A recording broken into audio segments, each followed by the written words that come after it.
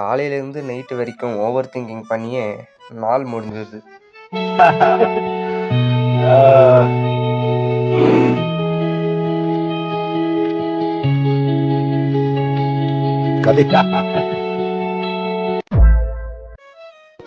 வணக்கம் கைஸ். கொஞ்சம் கொஞ்சமாக மசில் மாஸ் ஏற்றுற பயணத்தில் இது நாள் 20. காலையில் எந்திரிச்ச உடனே என்ன பண்ணுறதுன்னு தெரியாமல் சொக்கா மாட்டின்னு ஒரு இடத்துல போய் நின்றுட்டு யோசிக்கிறேன் என்ன யோசிக்கிறேன் எனக்கே தெரியல. ஆனால் யோசிச்சுட்டே இருந்தேன். இந்த ஓவர் திங்கிங் மைண்டை என்ன பண்ணுறதுன்னு எனக்கே தெரியல. சரி, இன்னும் இன்டர்ன்ஷிப் நேரம் ஆச்சுன்னு சொல்லி கிளம்பிட்டேன். அங்கே போனதும் ஒரு பிளாக் டீயை வாங்கி குடிச்சிட்டு நின்றுட்டு இருந்தேன். அப்போ தான் ஒருத்தன் வெறியாக வந்தான். பையன் பல்கில் இருக்கிறான் போல். அப்படியே கொஞ்ச நேரம் கழித்து பஸ்ஸு வந்துச்சு.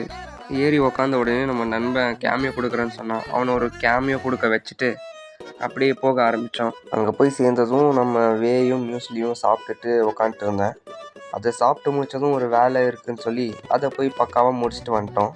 அது முடிச்சுட்டு திரும்பி லஞ்சு தான். நான் லஞ்சுக்கு 200 கிராம் ரைஸும் 50 கிராம் சோயா சங்க்ஸும் கூட 3 முட்டை சாப்பிட்டேன். கேன்டீனில் ஃபுட்பால் போட்டிருந்தாங்க. அதை பார்த்துட்டே சாப்பிட்டு முடிச்சிட்டேன்.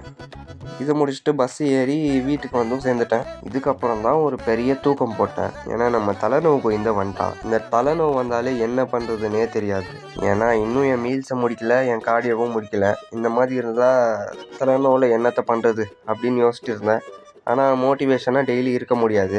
நம்ம டிசிப்ளினாக கன்சிஸ்டண்ட்டாக இருந்தால் மட்டும்தான் எல்லாமே ஆகும். சரி, இன்னும் கஷ்டப்பட்டு எல்லாத்தையும் முடிச்சுட்டு என் நாளை முடிச்சுக்கினேன். நாளைக்கு பார்க்கலாம். நன்றி.